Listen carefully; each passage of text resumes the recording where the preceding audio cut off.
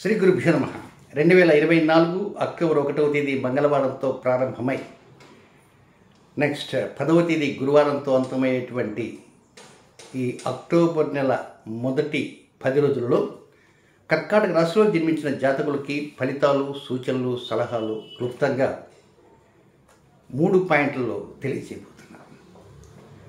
ఇక 2వ తేదీ ఒక కంకణాకార సంపూర్ణ సూర్యగ్రహణం సంభవిస్తుంది. దీని గురించి వర్రీ ఎవరూ కావద్దు. ఏదో ప్రపంచమంతా మునిగిపోతున్నట్టుగా వేలాది సంవత్సరాల క్రితం వస్తున్నట్టుగా కొంతమంది సోషల్ మీడియాలో చెబుతున్నారు, పండితులే చెబుతున్నారు. మరి తలా తోక లేకుండా చెప్పేటువంటి మాటల వలన చాలామంది భయభ్రాంతులు కూడా గురవుతున్నారు. ఏమీ కాదు, ఇది కేవలం దేశాలపైన కొంత ఈ దేశం పైన ఆ దేశం ఈ దేశం కొంత యుద్ధ వాతావరణం ఉంటాయి. లెబనాన్, ఇజ్రాయెల్ ఇటవి అలాంటి వాతావరణాలపైన ప్రభావం ఉంటుంది. కొంత వాతావరణ పరిస్థితులపైన ప్రభావం ఉంటుంది. అంతే తప్ప ద్వాదశ రాశులపైన దీని యొక్క ప్రభావం చాలా తీవ్రంగా ఉంటుందని చెప్పే మాట అవాస్తవం. ఇది భారతదేశంలో కనపడదు. గ్రహణ నియమాలు ఏమీ పాటించాల్సినంత అవసరం లేనే లేదు. ఇక అక్టోబర్ 5వ తేదీ ఆ రోజే శనివారం, స్వాతి నక్షత్రం, వేపాకు స్థానం చెప్పడం జరిగింది కనుక ఆ రోజు మర్చిపోకండి.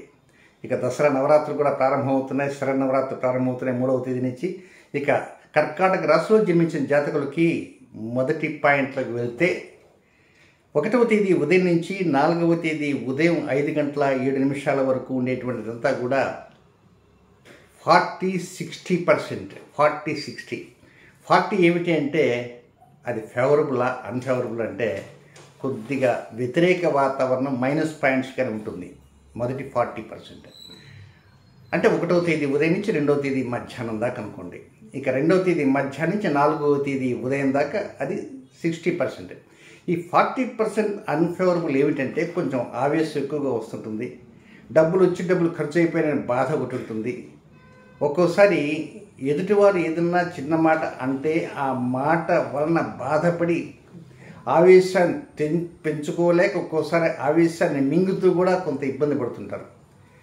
అత్త మీద కోపం దుత్త మీద చూపించినట్టుగా ఒకరి మీద కోపం మరొకరి మీద చూపించేటువంటి పరిస్థితి కూడా వస్తుంటుంది.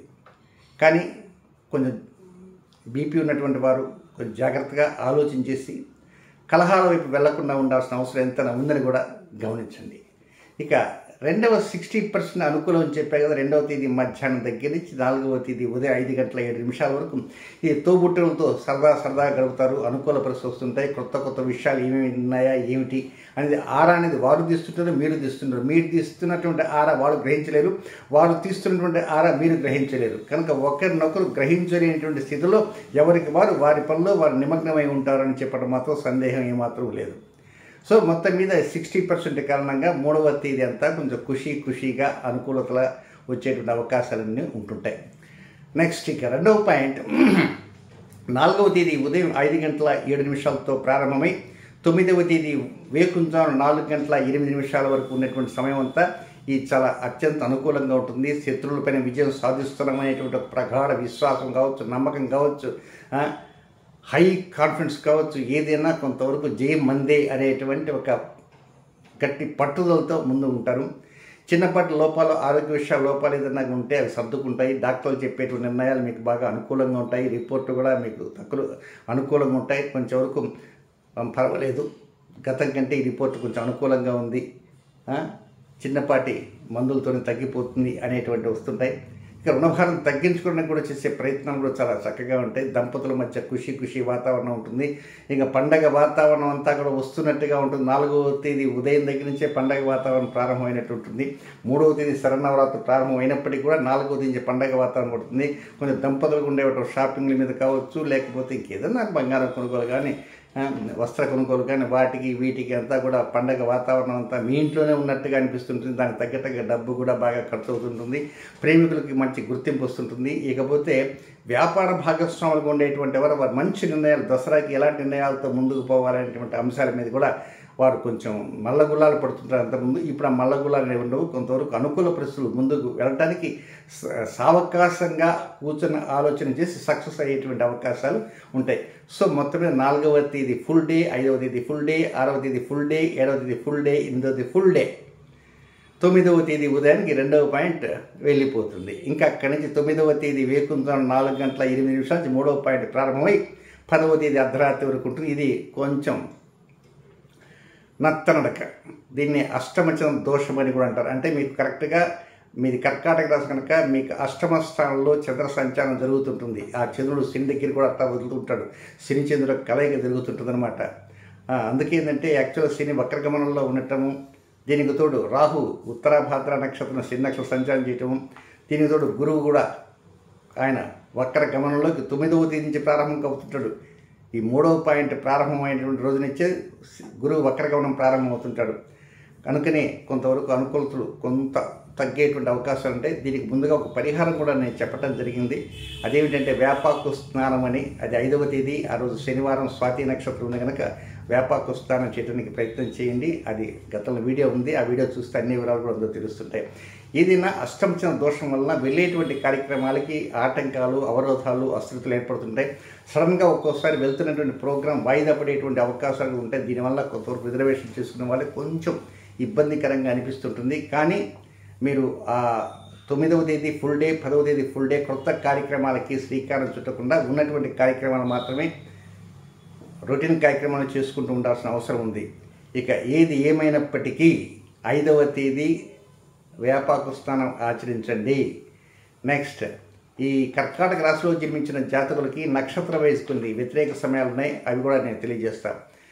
కర్కాటక రాశిలో పునర్వసు నక్షత్రం 4వ పాదంలో జన్మించిన జాతకులకి ఈ అక్టోబర్ 2వ తేదీ బుధవారం మధ్యాహ్నం 12:23 ప్రారంభమై 3వ తేదీ గురువారం మధ్యాహ్నం 3:22 వరకు అది అనుకూలమైన సమయం కాదు, కొంత వ్యతిరేకమైన సమయంగా భావించాలి. రొటీన్ కార్యక్రమం చేసుకోవచ్చు, క్రొత్త కార్యక్రమాలకు మొగ్గు చూపకూడదు. ఇక పుష్యమి నక్షత్రంలో జన్మించినటువంటి జాతకులకి 3వ తేదీ గురువారం మధ్యాహ్నం 3:22 ప్రారంభమై 4వ తేదీ శుక్రవారం సాయంత్రం 6:38 వరకు వారికి అనుకూలమైన సమయం కానే కాదు. ఇక నెక్స్ట్ చివరిగా ఉన్నటువంటి నక్షత్రం ఆశ్లేష నక్షత్రం. ఆశ్లేష నక్షత్రంలో జన్మించిన జాతకులకి 4వ తేదీ శుక్రవారం సాయంత్రం 6:38 నుంచి 5వ తేదీ శనివారం రాత్రి 9:33 వరకు వారికి కూడా అనుకూలమైన సమయం కాదు.